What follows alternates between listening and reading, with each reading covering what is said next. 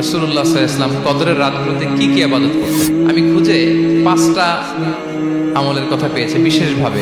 রাসূল সাল্লাল্লাহু আলাইহি ওয়াসাল্লাম বলেছেন, মান হুরিমা খায়রাহা ফাকাদ হুরিম, যে কদরের বরকত থেকে, খায়ের থেকে বঞ্চিত হলো, সে আসলেই বঞ্চিত। হি ইজ দ্য লুজার, সে হতভাগা, সে পোড়া কপাল, সে বঞ্চিত।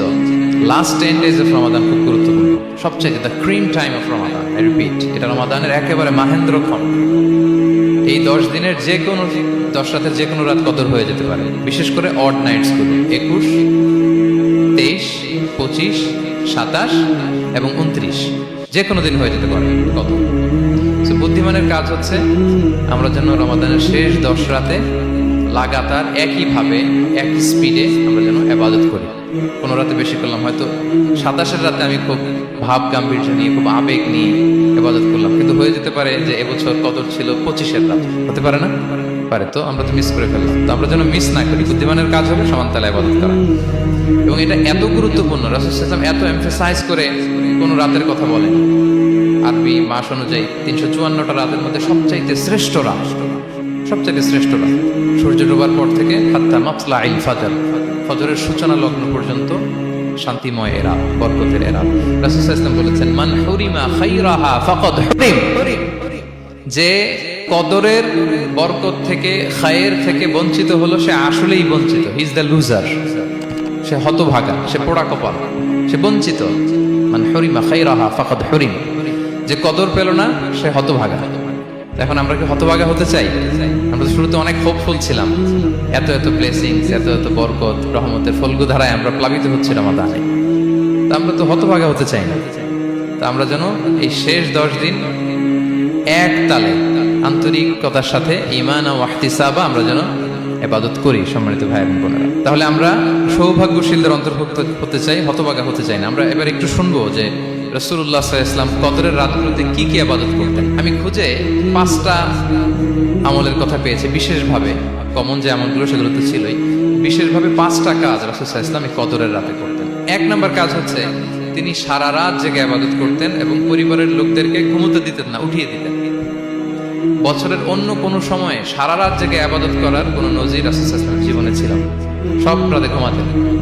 আমি জোহর বারুতে একটা কনভেনশনে the daily routine of prophet সাল্লাল্লাহু আলাইহি ওয়াসাল্লাম একটা আলোচনা করেছিলাম, যেখানে রাসূল সাল্লাল্লাহু আলাইহি ওয়াসাল্লামের দৈনন্দিন জীবনের রুটিন আলোচনা করেছিলাম। সেখানে আমরা বলেছি যে রাসূল সাল্লাল্লাহু আলাইহি ওয়াসাল্লামের দৈনন্দিন অভ্যেস ছিল তিনি এশার পরেই তাড়াতাড়ি ঘুমিয়ে পড়তেন আর মিড নাইটে উঠতেন। রাসূল সাল্লাল্লাহু আলাইহি ওয়াসাল্লামের কর্মদিবস শুরু হতো মিড নাইটে। আমাদের তো সকালে, কারো আরো অনেক পরে শুরু হয়। রাসূল সাল্লাল্লাহু আলাইহি ওয়াসাল্লামের কর্মদিবস শুরু হতো বেসিক্যালি মিড নাইটে।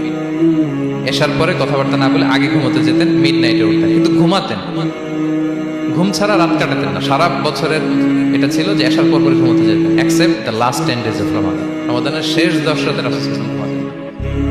এই 10 দিনের ব্যাপারেই পাওয়া যায় সারা রাত জেগে তিনি ইবাদত। আম্মা জান আয়েশা রাদিয়াল্লাহু তাআলা আনহা বলেন, ইযা দাখালাল আশরু আহিয়াল লাইলা ওয়া আইখাযা আহলা ওয়া জাদ্দা ওয়া শাদ্দাল মিজার। রমাদানের শেষ দশক যখন আসতো, রাসূল সাল্লাল্লাহু আলাইহি ওয়াসাল্লাম সারা রাত জেগে ইবাদত করতেন। পরিবারের সদস্যদেরকে জাগিয়ে তুলতেন, স্ত্রীদের ঘুমাতে দিতেন না, জাগিয়ে তুলতেন। ফাতেমা রাদিয়াল্লাহু তাআলা আনহার ঘর পাশেই ছিল, তাদেরকে যে জাগাতেন এবং নিজে সারা রাত ইবাদত করতেনই। জাদ্দা ওয়া শাদ্দাল মিজার, খুবই বলিষ্ঠভাবে, খুব মজবুতভাবে কোমরে গামছা বেঁধে নামার একটা এক্সপ্রেশন এখানে দেওয়া হয়েছে। মিজার, ইজহার মানে হচ্ছে বাংলা করলে হয় লুঙ্গি। লুঙ্গি আমরা যখন খুব শক্ত কোনো কাজ করতে যাই তখন তারা কি করে, খুব টাইট করে লুঙ্গিটা বাঁধে। তার মানে বোঝানো হচ্ছে রাসূল সাল্লাল্লাহু আলাইহি ওয়াসাল্লাম কোমরে ভালো করে লুঙ্গি বেঁধে বা গামছা বেঁধে আটকাট বেঁধে নামতেন শেষ 10 দিনের জন্য। এই সময় তিনি মানে কাউকে কেমন যেন চিনতেন না, সবসময় ইবাদতে মগ্ন থাকতেন। এটা আমরা করতে পারি যে শেষ 10 দিনে আমরা একটা স্পেশাল প্ল্যান করতে পারি যে আমরা আমাদের সর্বোচ্চটুকু উজাড় করে দিয়ে লাস্ট 10 days অফ রমাদানের এই বরকত আমরা হাসিল করবো, এটা যেন আমাদের মিস না হয়। তাহলে এটা আমরা একটা পেলাম। 2 নম্বর হচ্ছে ইতিকাফ করা। রাসূলুল্লাহ সাল্লাল্লাহু আলাইহি ওয়াসাল্লাম রমাদানের শেষ 10 দিন ইতিকাফ করতেন। আমাদের আয়েশা রাদিয়াল্লাহু তাআলা আনহা বলেন, কানা ইয়াতাকিফুল আশরাল আওয়াখির মিন রমাদান। রমাদানের শেষ দশকে তিনি ইতিকাফ করতেন হাত্তা তাওয়াফাহুল্লাহ, ওনার ইন্তেকালের আগ পর্যন্ত এই অভ্যাসটাই তিনি জারি রেখেছেন। সুম্মা আতাকাফা আজওয়াজুহু মিন বা'দি, তারপরে ওনার স্ত্রীরা ইতিকাফ করেছেন। আরেক বর্ণনা এসেছে ইয়াতাকিফু কুল্লা রমাদান 10 আইয়াম, প্রতি রমাদানে তিনি 10 দিন ইতিকাফ করেছেন। কিন্তু যেই বছর তিনি ইন্তেকাল করবেন সে বছর তিনি 20 দিন ইতিকাফ করেছেন। প্রতি রমাদানে 10 দিন, আর যে বছর ইন্তেকাল করবেন সে বছর কয় দিন? 20 দিন তিনি ইতিকাফ করেছিলেন মসজিদে নববীতে। তাহলে আমরা এই রমাদানের শেষ দশকে এটা করতে পারি। 2 নম্বর পয়েন্ট হচ্ছে ইতিকাফ করা। যারা আমরা করিনি তারা আমরা ইতিকাফ করতে পারি। আমাদের আইআইএম এর মসজিদ এটা ইতিকাফের জন্য একটা উর্বর জায়গা। আমরা যখন এই ক্যাম্পাসে ছিলাম তখন দেখেছি যে এখানকার ইতিকাফের পরিবেশ যে এত সুন্দর এটা কল্পনাই করা যায়। অসাধারণ পরিবেশ। আপনি যদি ইতিকাফ নাও করেন, রাত 2টা বা 3টার দিকে সেন্ট্রাল মস্কে এসে বসে থাকলেও হবে। রাত 2টা 3টার দিকে এসে বসে থাকলে দেখবেন যে কেউ সেজদায় পড়ে কান্না করতেছে, কেউ হালাকা করতেছে, কেউ তাসবিহ পড়তেছে, কেউ কোরআন তেলাওয়াত করতেছে। মানে এত সুন্দর পরিবেশ, ওটা দেখলেই আপনার ইবাদত করতে মন চায়। আমরা যেন ইতিকাফ করার চেষ্টা করি। ইতিকাফ করতে না পারলে শেষ দশকের রাতগুলো যেন মসজিদে কাটানোর চেষ্টা করি, তা না পারলেও বাসায় যেন এই রাতগুলো আমরা মিস না করি। বিশেষ করে সেন্ট্রাল মস্কে তো অসাধারণ পরিবেশ, এটা হাইলি রেকমেন্ডেড। ইফ পসিবল আপনারা আসবেন, এখানে ইবাদতের চমৎকার পরিবেশ থাকে। 3 নাম্বার হচ্ছে রাসূল সাল্লাল্লাহু আলাইহি ওয়াসাল্লাম এবং জিবরাইল আলাইহিস সালাম যৌথভাবে কোরআন রিভিশন করতেন। খুব ইন্টারেস্টিং। সারা বছর যেটা নাজিল হতো, রমাদানে জিবরাইল রাসূল সাল্লাল্লাহু আলাইহি ওয়াসাল্লামকে শোনাতেন, রাসূল সাল্লাল্লাহু আলাইহি ওয়াসাল্লাম জিবরাইল আলাইহিস সালামকে শোনাতেন। সহিহ বুখারীর বর্ণনা, কানা জিবরিলু ইয়ালকাহু ফি কুল্লি লাইলাতিন মিন রমাদান ফায়ুদারিসুল কুরআন। প্রতি রমাদানের প্রতি রাতে এসে রাসূল সাল্লাল্লাহু আলাইহি ওয়াসাল্লামের সাথে কোরআন মুদারাসা করতেন। সহিহ মুসলিমের বর্ণনায়, আন্না জিবরিল কানা ইউআরিদুহু বিল কুরআন কুল্লা আমিন মাররা। প্রতি বছর রমাদানে একবার শোনাতেন বা শুনিয়েছেন। যে বছর তিনি ইন্তেকাল করবেন তিনি 2 বার শুনিয়েছেন। আরাদা ইউআরিদু, মানে এটা ফ্রম বোথ সাইড। আর শব্দটা এমন যে জিবরাইল আলাইহিস সালাম শোনাতেন, এরপর রাসূল সাল্লাল্লাহু আলাইহি ওয়াসাল্লাম জিবরাইল আলাইহিস সালামকে শোনাতেন কোরআন রিভিশন। তো এই শেষ দশকের রাতগুলোতে আমরা যেন বেশি বেশি কোরআন পড়ি। কোরআন তেলাওয়াত, কোরআনিক রিসাইটেশন হতে পারে, কোরআনের অর্থ পড়া হতে পারে, তাদাব্বুরে কোরআন হতে পারে, কোরআনের হালাকায় জয়েন করা হতে পারে। ইন ইটস এনি ফর্ম আমরা যেন কোরআনের সাথে অ্যাটাচমেন্টটা বাড়াই last 10 days of Ramadan. 4 number, কিয়ামুল লাইল করা। রাসূল সাল্লাল্লাহু আলাইহি ওয়াসাল্লাম কিয়ামুল লাইল করতেন এবং কিয়ামুল লাইল শব্দটাকে রাসূল সাল্লাল্লাহু আলাইহি ওয়াসাল্লাম কদরের সাথে জুড়ে দিয়েছেন। সহিহ বুখারীর বর্ণনায় তিনি বলেছেন, মান কামা লাইলাতাল কদরি ঈমানা ওয়া ইহতিসাবা গুফিরা লাহু মা তাকাদ্দামা মিন যামবি। কদরের রাতে যে কিয়ামুল লাইল করে বিশ্বাস নিয়ে এবং নাজাতের প্রত্যাশা নিয়ে, তার পূর্বের সমস্ত গুনাহ আল্লাহ তাআলা ক্ষমা করে দিবেন। তাহলে কিয়ামুল লাইলটা রাসূল সাল্লাল্লাহু আলাইহি ওয়াসাল্লাম বিশেষভাবে কদরের রাতের সাথে সম্পৃক্ত করেছেন। আমরা যেন প্রতি রাতে কিয়ামুল লাইল করি, লম্বা সময় যেন দাঁড়িয়ে থাকি, লম্বা সময় কোরআনিক রিসাইটেশন করি দাঁড়িয়ে থেকে, লম্বা সময় রুকু, লম্বা সময় সিজদা, স্পেশালি সিজদা। আকরাবু মা ইয়াকুনুল আবদু মির রাব্বিহি ওয়া হুয়া সাজিদ ফাআকসিরু ফিহি দুআ। বান্দা যখন সিজদায় থাকে আল্লাহ সবচেয়ে কাছে থাকে। তো আমরা তো আল্লাহর সবচেয়ে কাছে যেতে চাই এই ক্রিম টাইমটাতে, কি বলেন? আমরা যেন লম্বা সময় সিজদাতে থাকি। কিন্তু আমাদের অনেকের যেটা হয়, নামাজে তাড়াহুড়ো, অনেকের সব ব্যস্ততা যখন নামাজে দাঁড়াই এরকম হয়ে যায়। রাসূল সাল্লাল্লাহু আলাইহি ওয়াসাল্লামের সালাত যদি আমরা খেয়াল করি, বিশেষ করে কিয়ামুল লাইলে এত যে সুন্দর ছিল। আম্মা জান আয়েশা রাদিয়াল্লাহু তাআলা আনহাকে জিজ্ঞেস করা হয়েছিল যে, হে আম্মা জান, রাসূল সাল্লাল্লাহু আলাইহি ওয়াসাল্লামের কিয়ামুল লাইল কেমন ছিল, কিভাবে কিয়ামুল লাইল করতেন? আম্মা জান আয়েশা, দেখেন ওনার এক্সপ্রেশনটা কত সুন্দর। তিনি বলেছেন, ফালা তাসআল আন হুসনিহিন্না ওয়া তুলিহিন্না। রাসূল সাল্লাল্লাহু আলাইহি ওয়াসাল্লামের কিয়াম যে কত সুন্দর ছিল, কত লম্বা ছিল, আমায় জিজ্ঞেস করো না, আমি বলতে পারবো না। আমরা অনেক সময় যখন খুব বেশি চমৎকার কিছু হয় তো আমরা কি বলি, ভাই এত সুন্দর ছিল, আমি বোঝাতে পারবো না। এরকম বলি না যে এত অসাধারণ, আমি বলে বোঝাতে পারবো না। বাংলাতেও কিন্তু আমরা বলি এত চমৎকার, বলে বোঝাতে পারবো না। শব্দের গুণনে, ভাষার গুণনে আমি ফুটিয়ে তুলতে পারবো না। আমাদের না সেটাই বলেছিলেন, ফালা তাসআল আন হুসনিহিন্না ওয়া তুলিহিন্না। রাসূল সাল্লাল্লাহু আলাইহি ওয়াসাল্লামের রাতের নামাজ কিয়ামুল লাইল যে কত সুন্দর ছিল, কত দীর্ঘ ছিল, লম্বা ছিল, আমায় জিজ্ঞেস করো না, আমি বলে বোঝাতে পারবো না। সুবহানাল্লাহ। আমরা যেন লম্বা সময় কিয়ামুল লাইল করি। আমাদের আয়েশা রাদিয়াল্লাহু তাআলা আরো বলেন, কানা ইয়াকুমু মিনাল লাইলি হাত্তা তাতাফাত্তারা কদামা।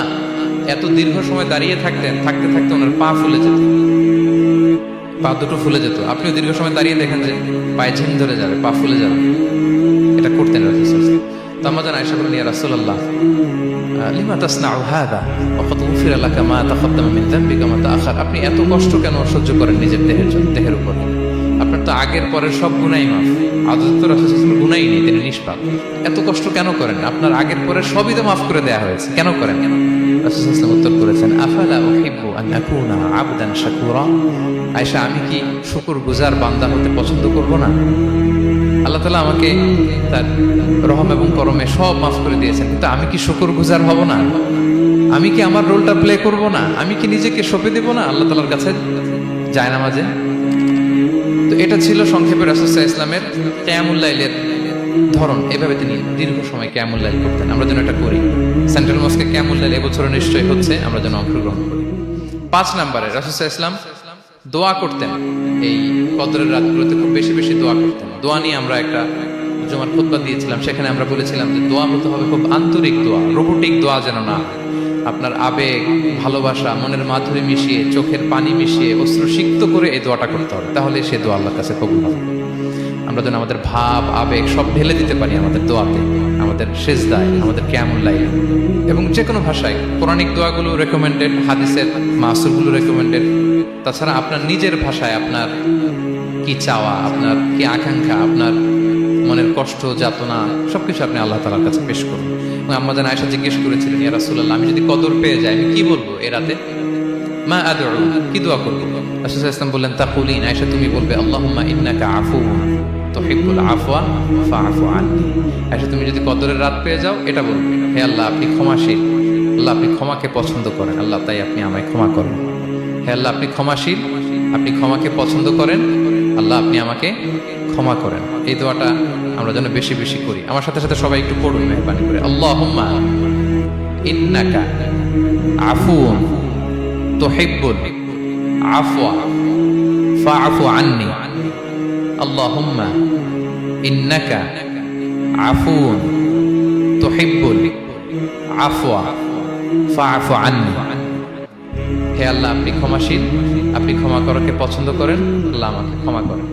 আমরা আমাদের নিজেদের ভাষায় অনেক দোয়া করতে পারবো, কিন্তু রাসূল সাল্লাল্লাহু আলাইহি ওয়াসাল্লামের শেখানো দোয়াগুলো এটা হচ্ছে মানে very precise in wording but comprehensive in meaning. এটার অর্থ, এটার আবেদন এটা অনেক বেশি। আমি অনেক 10টা-20টা বাক্য বলে এত সুন্দর কথা মিলাতে পারবো না। রাসূল সাল্লাল্লাহু আলাইহি ওয়াসাল্লাম যেটা শিখিয়ে দিয়েছেন, আগে আল্লাহর প্রশংসা করলাম, আল্লাহ আপনি ক্ষমাশীল, আবারও প্রশংসা, আল্লাহ আপনি তো ক্ষমা করাকে পছন্দ করেন। যেটা আপনি পছন্দ করেন না ওইটা তো চাচ্ছেন, যেটা আপনার পছন্দ, যেটা আপনি করতে ভালোবাসেন, গাফিরিয যামবি ওয়া কাবিলিত তাওব, আপনি ক্ষমা করাকে পছন্দ করেন, তওবা কবুলকে আপনি পছন্দ করেন, তো সেটাই তো চাচ্ছি আপনার কাছে, আপনি আমার তওবা কবুল করুন, আল্লাহ আপনি আমাকে ক্ষমা করুন। সো এই দোয়াটা প্রত্যেক রাতে যেন আমরা বেশি বেশি করি সম্মানিত শ্রোতা। এবং এই যে রিমাইন্ডারগুলো শুনলাম, এটা রমাদানের পরেও যেন আমরা অব্যাহত রাখি।